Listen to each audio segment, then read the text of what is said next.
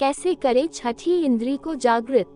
जिसकी छठी इंद्रिय जागृत हो उसे कई तरह के पूर्वाभास होने लगते हैं और कभी कभी नए नए एहसास होते हैं। उन लोगों को सकारात्मकता और नकारात्मकता वाली जगह की पहचान हो जाती है। सपनों के द्वारा किसी शुभ अशुभ घटनाओं का संकेत मिलना, किसी के मन की बात जान लेना, किसी नकारात्मक ऊर्जा के क्षेत्र में अजीब सा महसूस होना जैसे सिर अचानक भारी हो जाना, जी घबराना इत्यादि। अचानक से कोई कार्य करने का संकेत मिलना, कोई अच्छी घटना होने से पहले कुछ इस बारे में पता न होने के बावजूद मन में सुखद आनंद की अनुभूति होने लगना, कभी कभी ऐसा एहसास होना कि बहुत जल्द कुछ सुखद वस्तु मिलने वाली है, और कई तरह के विचित्र अनुभव होते हैं जो बताते हैं आपकी छठी इंद्रिया जागृत है। यह है छठी इंद्री को जागृत करने के 5 तरीके। 1. प्राणायाम के अभ्यास से। चूंकि हमारी दोनों बाहों के बीच छठी इंद्री स्थित होती है, इसलिए प्राणायाम सबसे उत्तम उपाय माना गया है। सुषुम्ना नाड़ी के जागृत होने के कारण छठी इंद्री जागृत होती है। प्राणायाम के माध्यम से 6 महीने के अंदर छठी इंद्री को जागृत किया जा सकता है। इसलिए अगर आप अपनी छठी इंद्री को जागृत करना चाहते हैं तो 6 महीने के लिए दुनियादारी से आपको अलग होना पड़ेगा। सुषुम्ना, पिंगला और इड़ा के अलावा हमारे शरीर में और हजारों नाड़ियां मौजूद होती है। इन सभी नाड़ियों का सशक्तिकरण प्राणायाम और आसनों के द्वारा ही किया जा सकता है। इन सभी नाड़ियों की सशक्तिकरण और शुद्धिकरण के बाद ही नाड़ियों की शक्ति को जागृत कर सकते हैं। 2. ध्यान के अभ्यास से। भ्रूकुटी के बीच निरंतर ध्यान करते रहने से आज्ञा चक्र जागृत होने लगती है, जो हमारे सिक्स्थ सेंस को बढ़ाने में मददगार होता है। कहते हैं कि निरंतर गहरे ध्यान प्रयोग से खुद ही जागृत होने लगती है। हर रोज 40 मिनट का ध्यान इसमें लाभदायक सिद्ध हो सकता है। 3. सेल्फ हिप्नोटिज्म से।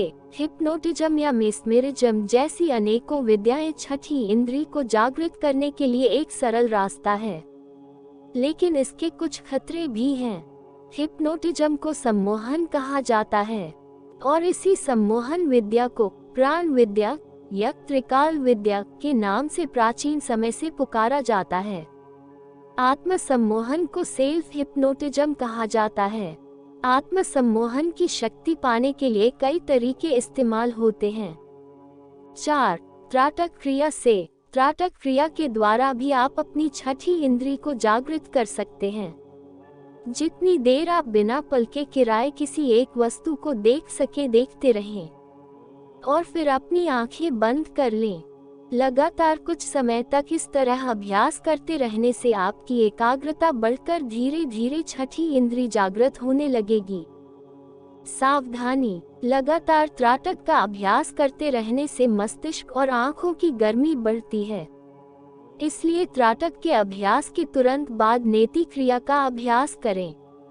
अगर आंखों में किसी तरह की तकलीफ महसूस हो तो इस क्रिया को ना करें। इस क्रिया को भी किसी अच्छे जानकार व्यक्ति से ही सीखें, क्योंकि इससे आत्मसम्मोहन घटित हो सकता है। 5. खुद के अभ्यास और बोध को बढ़ाएं। अगर हमें इस बात का एहसास होने लगे कि हमारे पीछे कोई आ रहा है या आसपास कोई खड़ा है, तो हमें समझ जाना चाहिए कि ये छठी इंद्री के होने की सूचना है। उसके संकेत के कारण व्यक्ति को इस बात का एहसास हो जाता है कि किसी बात का क्या परिणाम हो सकता है। इस तरह वो चमत्कारिक रूप से किसी दुर्घटना का शिकार होने से बच जाते हैं, क्योंकि उन्हें पूर्वाभास हो जाता है। अगर आप अपने एहसास पर गहराई से ध्यान देने लगेंगे तो पता कर पाएंगे कि पहले की अपेक्षा आपके पूर्वाभास करने की क्षमता बढ़ने लगी है। जैसे जैसे आपका अभ्यास गहराता जाएगा, आपकी छठी इंद्री जागृत होती चली जाएगी। आप अपने एहसास को बढ़ाएं। जब आपकी यह आभास करने की क्षमता बढ़ने लगती है, तो वो पूर्वाभास में बदल जाती है। मन की यही स्थिरता और शक्ति छठी इंद्री के विकास में सहायक होती है।